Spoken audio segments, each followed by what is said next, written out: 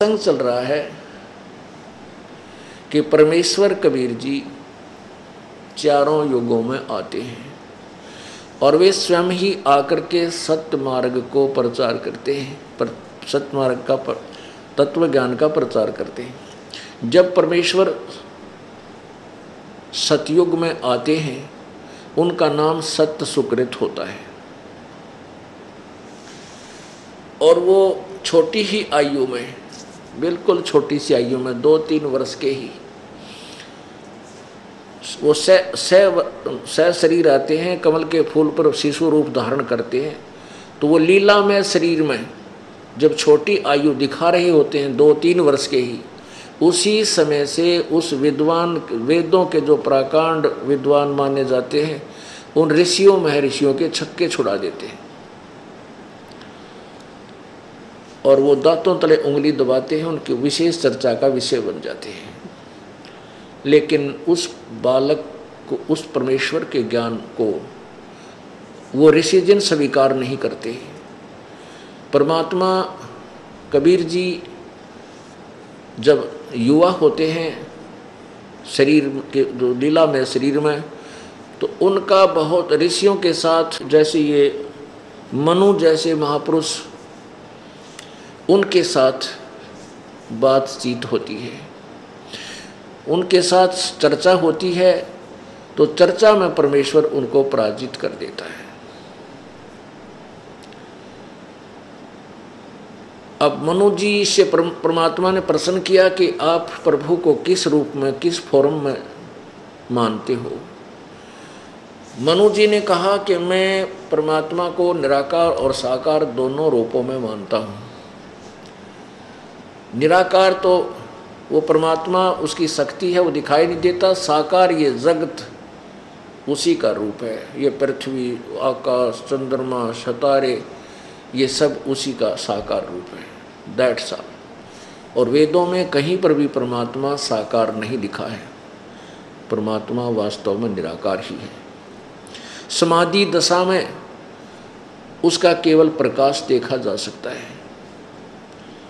परमात्मा कहते थे, एक ज्ञान नेत्रहीनो, एक तरफ आप कहते हो कि परमात्मा का प्रकाश देखा जाता है, उधर से कह रहे हो कि परमात्मा पूर्ण रूप से निराकार है। ये पृथ्वी चांद सितारे ये भगवान नहीं है, ये तो भगवान की द्वारा रची गई एक सृष्टि है। परमात्मा सृष्टा न्यारा है, तुम्हारी बुद्धि पर पत्थर पड़े हुए हैं। और बहुत अच्छी तरह चर्चा करते हैं, वेदों को बताते हैं कि यजुर्वेद अध्याय नंबर 5 के मंत्र नंबर 1 में लिखा है, अग्ने तनुषि विष्णुवे तवा सोमस्य तनुरसी। वो परमात्मा सह शरीर है और उस परमेश्वर का, उस अमर पुरुष का सबके पालन धारण पोषण करने के लिए, यहाँ करके संभालने के लिए भी उस परमेश्वर का एक शरीर है। तो परमात्मा कहते हैं, कहा करते थे कि मैं ही वो परमेश्वर हूँ और मैं ही दोनों स्थानों पर रहता हूँ। ऊपर सचखंड सतलोक में, ऊपर के लोकों में भी मैं ही हूँ और यहाँ भी मैं अपने यथार्थ ज्ञान को बताने के लिए आया हूँ। अब परमात्मा यथार्थ ज्ञान कहते हैं, परमात्मा के परमेश्वर साकार है। और ऋषि जी कहते थे, ऋषियों ने सब आपस में जो अज्ञान फैला रखा था वो जैसे अभी तक है कि वो निराकार है। तो परमात्मा साकार बताते थे कि प्रभु कबीर जी जो है साकार बताते थे अपना स्वरूप, और वो निराकार मानते थे। इसलिए परमात्मा कबीर जी का ज्ञान उन ऋषि महर्षियों के कति विपरीत था। तो कबीर जी को उस सत्सुकृत रूप में प्रगट, सत्सुकृत नाम से प्रगट परमेश्वर को वामदेव कहने लगे हुए, उनका व्यंग्यात्मक नाम वामदेव रख दिया। वाम का अर्थ होता है उल्टा ज्ञान देने वाला। जैसे दायां हाथ सीधा हाथ, बायां हाथ को उल्टा हाथ भी कहते हैं, बामा हाथ। तो बामा बाने उल्टा। तो परमात्मा को वामदेव कहने लगे, सत्सुकृत नाम छोड़ दिया। जैसे किसी का नाम बुंडा धर लें गाँव में, बुंडा, बुंडा माने मतलब कुरूप, और वो चाहे कैसा भी हो, फिर उसने बुंडा क्या अगर पूरा गांव उसके ओरिजिनल नाम से अपरिचित हो जाते हैं। हमने खूब देखा गांव में, तो वो बुंडा क्या करें, और वो भी बुंडे नाम तो थोड़ा बोला जल्दी बोला है, क्योंकि वो परिपक्व नाम हो जाता उसका।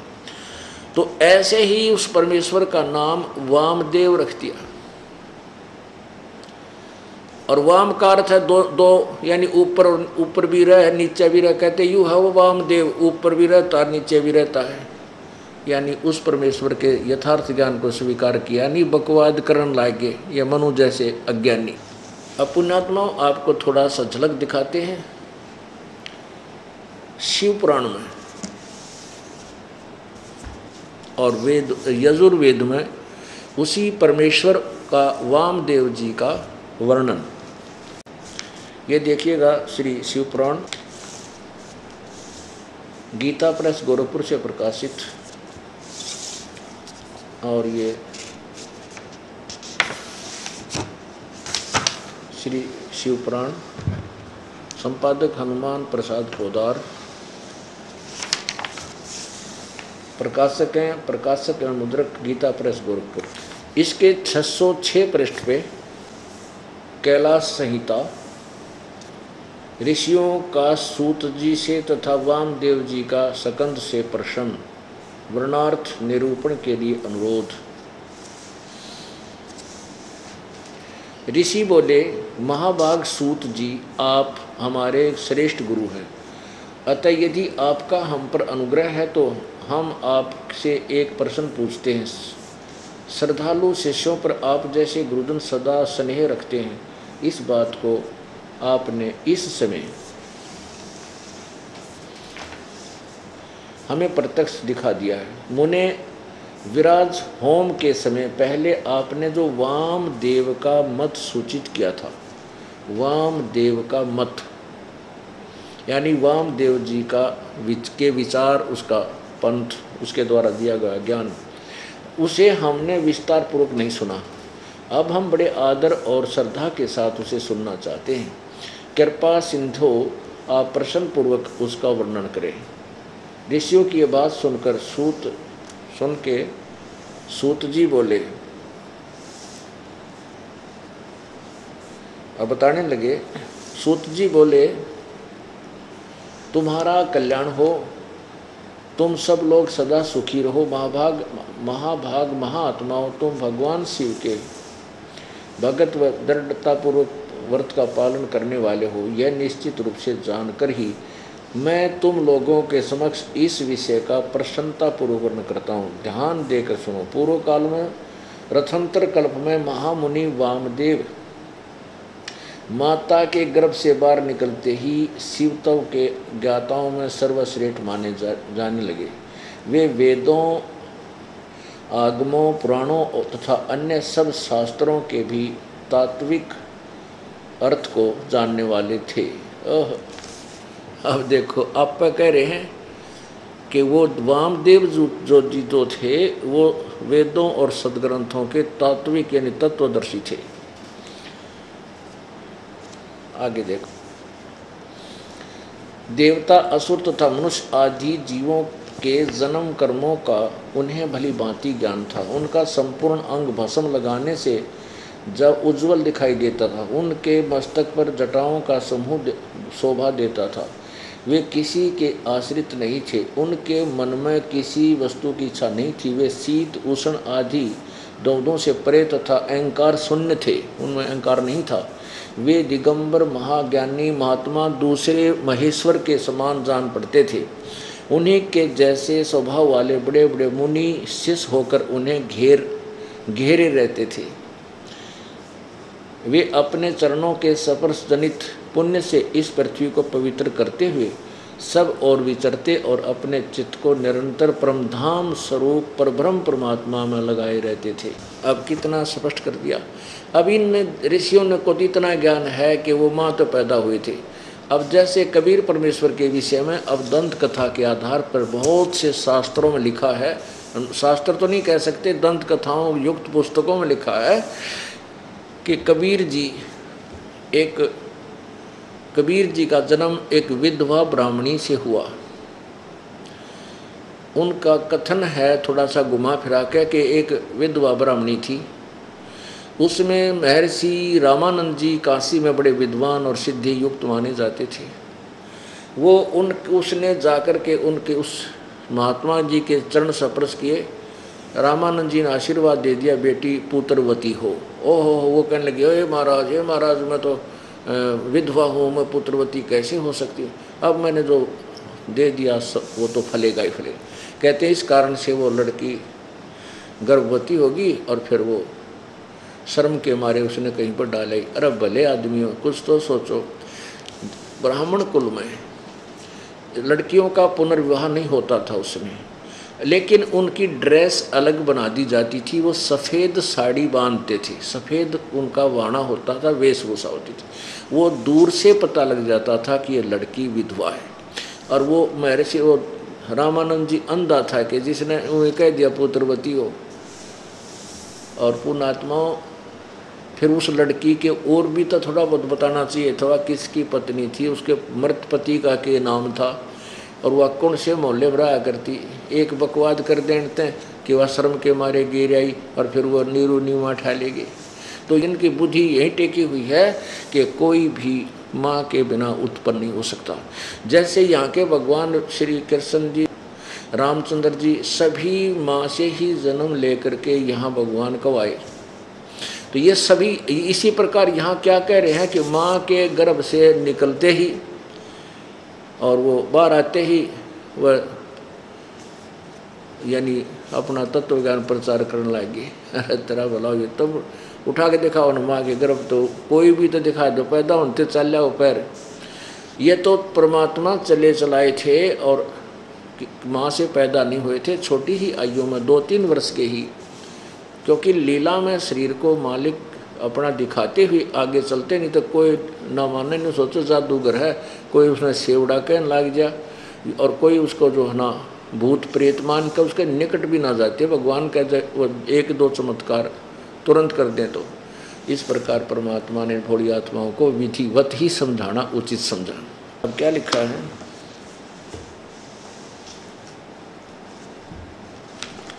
फिर देखिएगा। वामदेव माता के गर्भ से बाहर आते ही निकलते ही शिवत्व के ज्ञाताओं में सर्वश्रेष्ठ माने जाने लगे। वे वेदों, आगमों, पुराणों और अन्य सब शास्त्रों के भी तात्विक अर्थों को जानने वाले थे। फिर वो घूमते फिरते रहते थे, इन सब संतों ऋषियों के साथ विचार विमर्श करते थे और उनके छक्के छुड़ाकर फिर आगे चल पड़ते थे।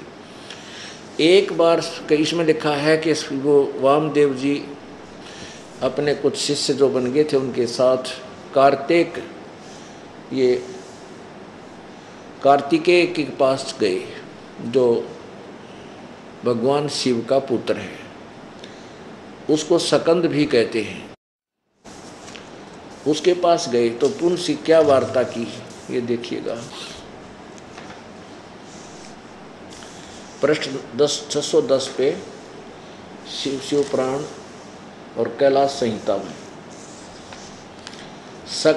श्री सकंद ने कहा, महाभाग मुनीश्वर वामदेव, तुम्हें साधुवाद है, क्योंकि तुम भगवान शिव के अत्यंत भक्त हो और शिव तत्वों के ज्ञाताओं में सबसे श्रेष्ठ हो। तीनों लोकों में कहीं कोई ऐसी वस्तु नहीं है जो तुम्हें ज्ञात ना हो, तथापि तुम लोक पर अनुग्रह करने वाले हो, इसलिए तुम्हारे समक्ष इस विषय का वर्णन करूँगा। इस लोक में जितने जीव हैं वे सब नाना प्रकार के शास्त्रों से मोहित हैं। परमेश्वर की अति विचित्र माया ने उन्हें परमार्थ से वंचित कर दिया है। परमेश्वर की अति विचित्र माया ने उन्हें परमार्थ से वंचित कर दिया है। अतः पर्वण के वाचार्थ भूत साक्षात महेश्वर को वे नहीं जानते। वे महेश्वर की सगुण निर्गुण तथा त्रिदेवों के जनक परब्रह्म परमात्मा हैं।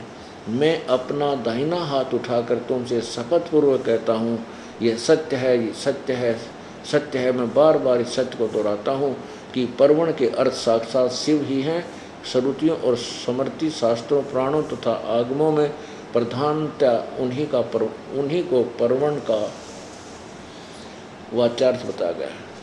अब देखो 611 पृष्ठ पे 2 लाइन और 1 लाइन और वे ही साक्षात साकार और निराकार परमात्मा है। अब इन कित रो है, क्योंकि मैं ठोक कर कहता हूँ शिव जी तो ऊपर कोई भगवान नहीं है, सत्य है सत्य है सत्य है। अरे बिरानवाटी और इन सारे की ज्ञान किसी को है नहीं, अपनी थ्योरी को फाइनल मान करके और पूरी दृढ़ बैठे। अब इससे क्या सिद्ध करना चाहता है ये दास के परमेश्वर चारों युगों में आते हैं और प्रत्येक युग में अपने तत्व ज्ञान का प्रचार करते हैं और सबके छक्के छुड़ा देते हैं, परंतु वो अभिमानी और अज्ञानी परमात्मा के उस यथार्थ ज्ञान को स्वीकार नहीं करते। लेकिन अब सब करेंगे।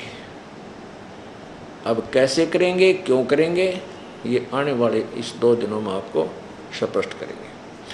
अब और दिखाते हैं यजुर्वेद। अब पुण्यात्माओं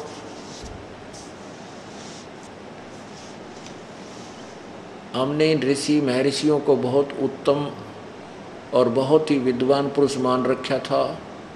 इनके द्वारा लिखी गई पुस्तकों को हम फाइनल मानते थे कि इन्होंने वेदों को जाना और समझा, सही लिखा है। महर्षि दयानंद, वैसे तो हम इसको महर्षि नहीं कह सकते क्योंकि हमें तो पता लग गया ये था, लेकिन इसका नाम महर्षि पक गया। एक व्यक्ति ने अपने बच्चे का नाम डीसी रख रखा था, डीसी, तो उसने डीसीए नाम से प्रसिद्ध होगी। और एक बेबे का नाम मेजर है, अब उसका नाम वास्तविक कुछ भी है पर उसका नाम मेजर धर रहे हैं तो वह मेजर के नाम से प्रसिद्ध होगी। और मेजर में धर के में सैकोनी बात एक सिंपल भक्तनी है। ऐसे ही आम इसने एक नाम धर लिया कि मैं ऋषि दानंद, यो सिंपल आदमी था, इसका नाम है मैं ऋषि, पर यू मैं ऋषि में ऋषि नहीं है। ये तो आप फाइनल समझ लेना और प्रमाणित कर दूंगा आपके समक्ष। अब इसने के थ्योरी बता रखी है आपके सामने, इसके 4 सिद्धांत तो फेल कर दिए। एक तो ये कि परमात्मा एक है, ईश्वर एक है, अनेक नहीं, ब्रह्म एक है, अनेक नहीं। और ये स्वयं ही 7वें समोल्लास में प्रथम तो ये पहले स्टार्ट में तो ये कहता है कि ब्रह्म एक ही है, अनेक है नहीं, वेदों में कहीं नहीं लिखा। और फिर 151 पृष्ठ पे बोलता है, 154 पृष्ठ पे प्रश्नकर्ता कहता है कि परमात्मा साकार है व निराकार। तो स्वामी जी उत्तर देते हैं, महर्षि जी उत्तर देते हैं कि वो निराकार। 155 पर प्रसंग आता है कि परमात्मा क्या अपने साधक के पाप नाश कर देता है? स्वामी जी उत्तर देते, महर्षि जी उत्तर देते कि नहीं, पाप नाश नहीं करता। परमात्मा की साधना उपासना से पाप नाश नहीं होते, पाप अक्षमा नहीं होते। तो प्रश्नकर्ता कहता है कि उसका लाभ क्या होता है? फिर भगवान की स्तुति किस लिए करें जब पाप नहीं कटे? पुण्यात्माओं, जैसे कोई कहे कि क्या औषधि खाने से रोग कट जाएगा, उत्तर मिले कि नहीं, औषधि से रोग नहीं कटता। तो और क्या होता है कि पहलवान बन जाएगा? अरे तेरा गजब, क्या वो वैद्य है जो ये कहे कि औषधि से रोग नहीं कटेगा? कोई कहे कि साबुन लगाने से क्या कपड़े का मैल छूट जाएगा? क्या साबुन कपड़े का मैल छुड़वा देगा? उत्तर मिले कि नहीं, साबुन कपड़े का मैल नहीं छुड़वाता, वो कपड़े को मजबूत कर देता है। तो क्या उस व्यक्ति ने कभी अपने जीवन में साबुन देखा या प्रयोग किया? कभी नहीं। ऐसा सिद्धांत था इस महर्षि, कथित महर्षि दयानंद का। और इसने एक सिद्धांत और बताया। किसी ने प्रश्न किया कि सबसे पहले इन 4 वेदों को का ज्ञान किसको हुआ? स्वामी जी ने लिखा कि 4 ऋषियों को। उन ऋषियों के नाम बताए हैं कि यानी आदित्य, वायु, अग्नि और अंगिरा।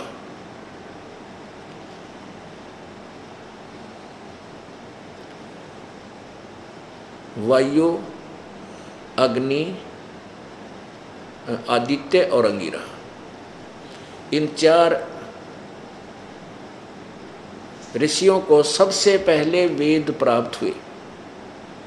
उससे पहले वेदों ने किसी को ज्ञान नहीं था। उन 4 से ही आगे ब्रह्मा ने वेदों को ग्रहण किया और ब्रह्मा से फिर आगे ऋषियों ने पढ़ा और ब्रह्मा से फिर आगे ऋषियों ने पढ़ा।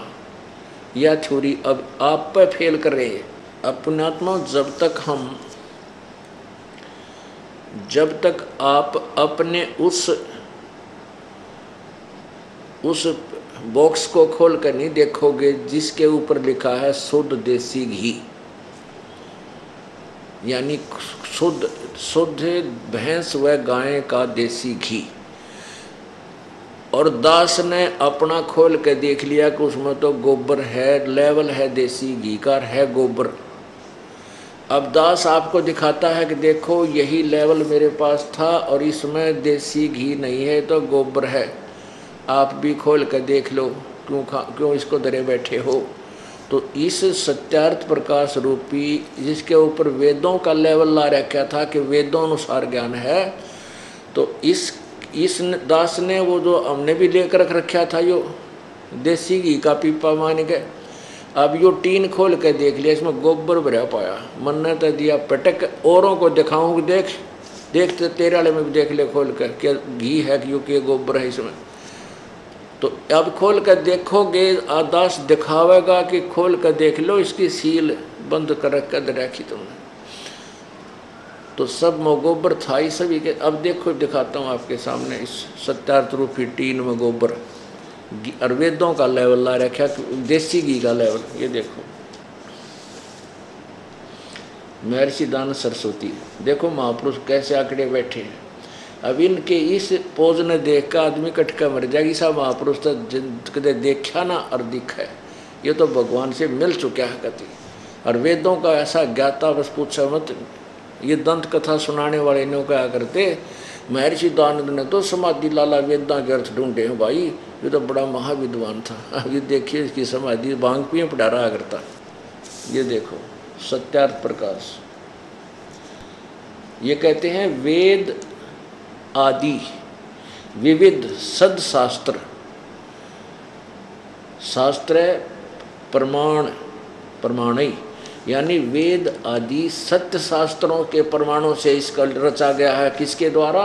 श्रीमद परमहंस, देख कहाँ से उपाधि लाने लगे थे इस महापुरुष के, परिव्रजा का आचार्य महर्षि दानंद सरस्वती स्वामी विरचित है। ओह, प्रकाशक है वैदिक यति मंडल, दानंद मठ, दीनानगर, पंजाब।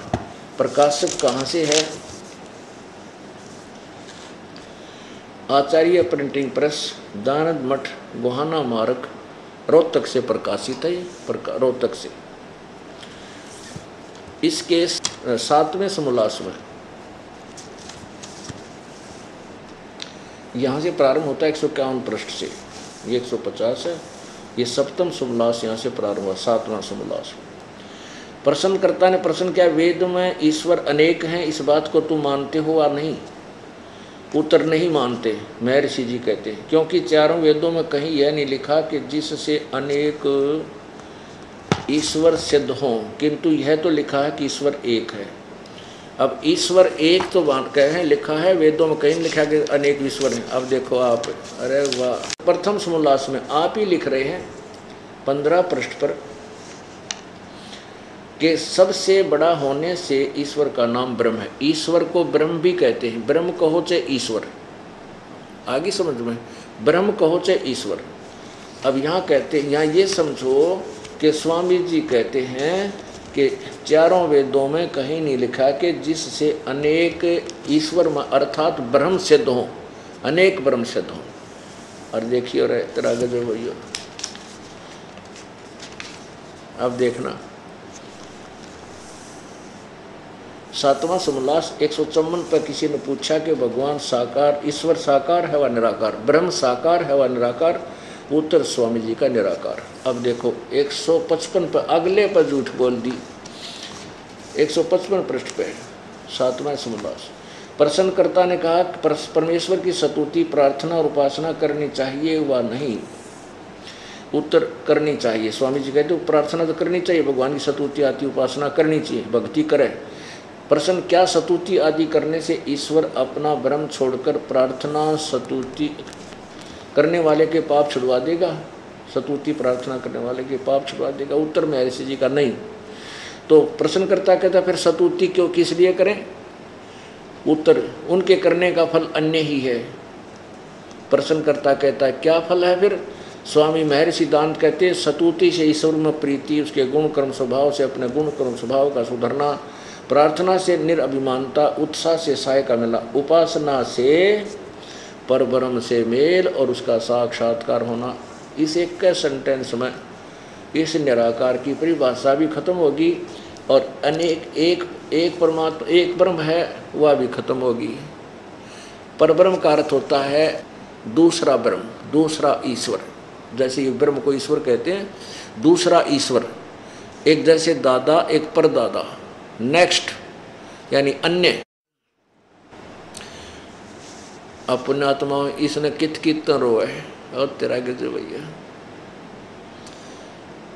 अब एक आप कह रहे हैं कितना कहीं नहीं लिखा तो अनेक ब्रह्म सिद्ध हों, अरे कहते हैं उस परब्रह्म से मेल हो जा साधना करते हैं, लेकिन पाप कटे नहीं और उसका साक्षात्कार हो जा। साक्षात्कार तो निराकार का हो ही नहीं सकता, साकार का होता है।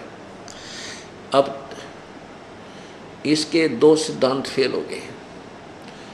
एक ब्रह्म एक अनेक नहीं है और दूसरा परमात्मा निराकार है, तो साकार आप सिद्ध कर रहे हैं उसकी। और मेल भी साकार से होगा, निराकार से मेल क्या हो? तो पहले ही मिला था तो सर्वव्यापक मानते हैं, उसमें कण कण में विद्यमान मानते हो, तो फिर साधना से के मिल जाओ।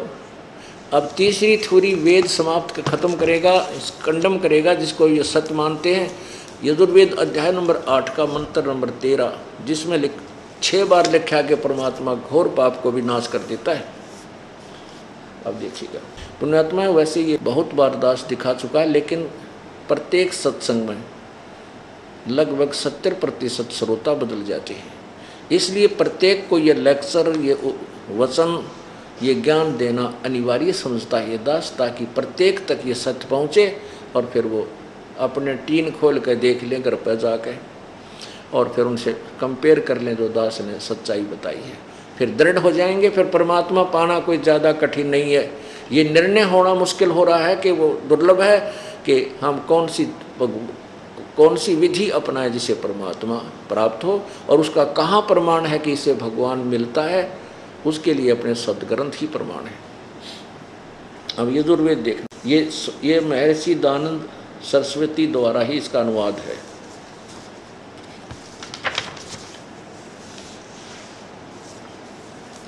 प्रकाशक सार्वदेशिक आर्य प्रतिनिधि सभा 2/3 महर्षि दानंद भवन, रामलीला मैदान, नई दिल्ली से ये प्रकाशक हैं और अनुवाद करता है महर्षि दानंद सरस्वती। भाषा भाष्य यानी अनुवाद, हिंदी में अनुवाद इस महर्षि दानंद ने किया है। अब देखना 8वें अध्याय का 13वां श्लोक, ये 8वां अध्याय प्रश्न नंबर 241। यहाँ नीचे केवल संस्कृत है।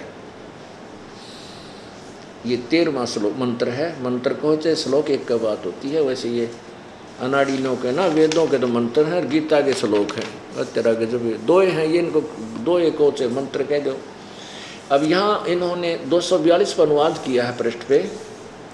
हे सबके उपकार करने वाले मित्र आप। मित्र माने परमेश्वर, ईश्वर, क्योंकि ये स्वयं ही सिद्ध कर रहे हैं स्वामी दयानंद जी। देखिएगा सत्यार्थ प्रकाश के प्रथम समोल्लास में ही प्रश्न नंबर 18 पे ये कहते हैं मित्र का अर्थ परमेश्वर समझे। ये प्रथम समोल्लास है 18वां पृष्ठ पे। सबसे स्नेह करे और सबको प्रीति करने योग्य उस परमेश्वर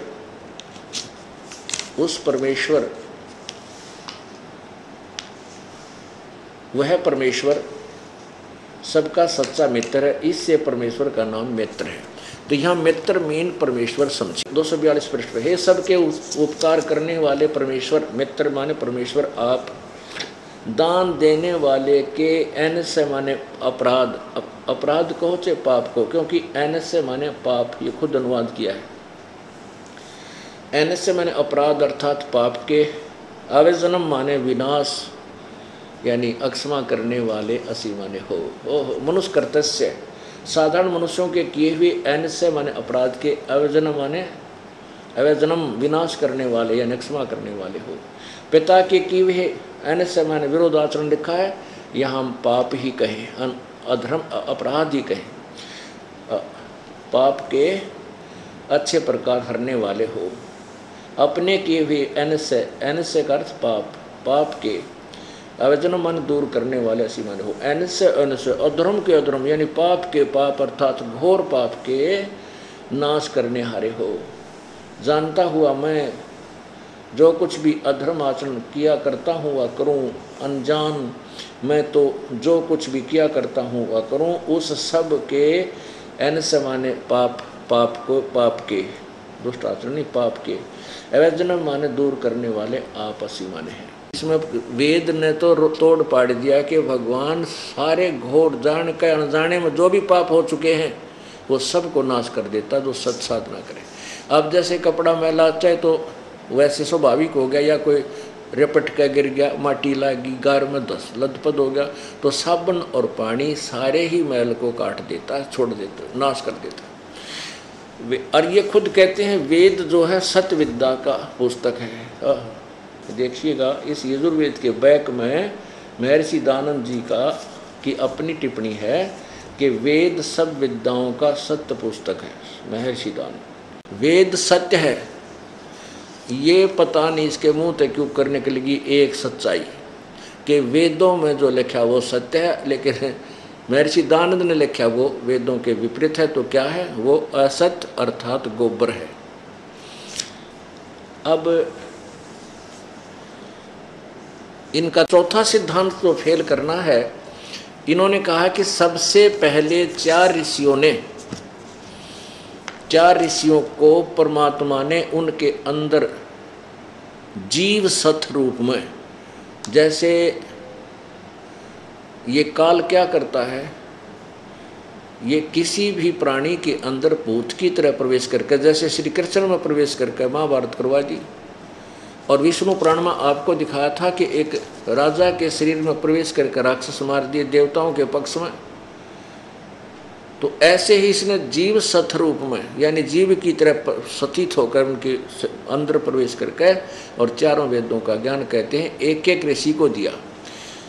महर्षि दानंद की सोच ये है कि उससे पहले यानी चार ऋषियों में क्यों दिया ज्ञान।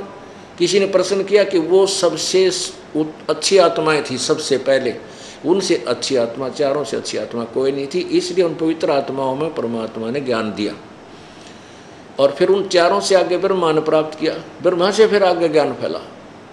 यह थ्योरी उनकी गलत है। और स्वयं कहते हैं यजुर्वेद अध्याय नंबर 12 के मंत्र 4 में कि वेदों के मंत्रों के यथार्थ अर्थों को वामदेव ऋषि ने जाना और पढ़ाया। तो इसे सिद्ध हुआ कि उन चारों ऋषियों से पहले भी वेद, चारों वेदों को वामदेव जी समझे और पढ़े और जानते थे और पढ़ाते थे। नहीं तो वामदेव जी का जिक्र वेद में नहीं आता। यदि सबसे पहले उन चारों ही ऋषियों को प्राप्त हुए होते, उसके बाद अन्य को प्राप्त होते। ये सिद्धांत स्वामी जी का कति गलत सिद्ध हो गया। ये देखिए सप्तम समोल्लास पृष्ठ 173 पे, जब परमेश्वर निराकार सर्वव्यापक है तो अपनी विद्या का उपदेश जीव सतरूप से, जैसे जीव की तरह किसी में प्रवेश करके जीव से जीव आत्मा में प्रकाशित कर देता है, फिर वह मनुष्य अपने मुख से उच्चारण करके दूसरे को सुनाता, इसलिए यहाँ दोष नहीं आता। अब किसी ने क्या लिखा है कि किन के आत्मा में कब और कब वेदों का प्रकाश किया। उत्तर महर्षि जी का। प्रथम अर्थात सृष्टि के आदि में सबसे पहले परमात्मा ने अग्नि, वायु, आदित्य और अंगिरा ऋषियों की आत्माओं में एक एक वेद का प्रकाश किया।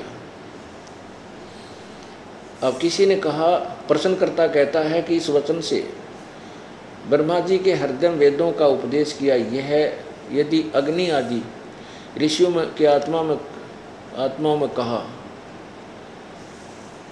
फिर अग्नि आदि आत्माओं ऋषियों के आत्माओं में कहा। उत्तर, ब्रह्मा के आत्मा में अग्नि आदि के द्वारा स्थापित कराया। देखो मनु का ये इसका अर्थ भी न गलत किया स्वामी जी ने, जो अपने समर्थन में ये लिया ना श्लोक, इस मनु का जो इसका भी अर्थ गलत किया है यहाँ अपनी अज्ञान सोच को सिद्ध करने के, ठीक रखने के लिए। जिस मनुष्य ने आदि सृष्टि में जिस परमात्मा ने आदि सृष्टि में मनुष्यों को उत्पन्न करके अग्नि आदि चारों ऋषियों के द्वारा चारों वेद ब्रह्मा को प्राप्त कराए, और उस ब्रह्मा ने अग्नि वायु आदित्य अंगिरा से ऋग यजुर्साम और अथर्व वेद का ग्रहण किया। उन चारों ही ऋषियों में वेद का प्रकाश किया, अन्य में नहीं। इससे ईश्वर पक्षपाती है। वे ही चार सब जीवों से अधिक पवित्र थे, अन्य उनके सदृश नहीं थे। वे इसलिए पवित्र विद्या का उन्हीं में प्रकाश किया। इससे सिद्ध हो गया कि महर्षि दयानंद की सिद्धांत अनुसार इन ऋषियों से पहले किसी ऋषि ने वेद को नहीं जाना ना देखा। अब यजुर्वेद में अप वो सच्चाई के छुपे कहते चोर चोराई तोमड़ी, वो गड्ढे पानी में वो गड्ढे वो ऊपर आवे न सच्चाई छानी ना। अब वेद तो सत्य हैं, और इसने अपनी सिद्धांत अपना सत्यार प्रकाश में वेदों के कंप्लीट विपरीत अपोजिट ज्ञान पर रखा है। तो इसलिए वेदों से जो ज्ञान नहीं मिलता वो अज्ञान है, पूर्ण रूप से अज्ञान है। महर्षि दयानंद का सत्यार प्रकाश पूर्ण रूप से अज्ञान से भरा हुआ है। अब देखो यजुर्वेद उन्हीं के द्वारा अनुवादित, ये कहाँ से छपा? वही जो का तो सार्वदेशिक कार्य प्रतिनिधि सभा 2/5 महर्षि दयानंद भवन बरामला मैदान नई दिल्ली, महर्षि दयानंद सरस्वती कृत। अब देखो ये 12वां अध्याय 12वें अध्याय का 4था मंत्र क्या लिखा है यहाँ पर? यजुर्वेद के मंत्र नाम ग्रहण करने और छोड़ने योग्य व्यवहारों के योग्य वामदेव ऋषि ने जाने व पढ़ाए। अरे मैं ऋषि मोटे दिमाग के, एक तरफ तो कह रहा है कि वेदों को उन 4 ऋषियों से पहले किसी ने नहीं पढ़ा, उन्हीं में वो ज्ञान दिया। ये इसमें वेदों में वामदेव का जिक्र कहाँ से आ गया फिर? क्योंकि ये चारों वेद महर्षि वेद व्यास जी द्वारा अब लास्ट में लिखे गए हैं, जब गीता जी लिखी यानी द्वापर के एंड में, वही ये वेद हमारे पास उपलब्ध हैं और यही सत्य है।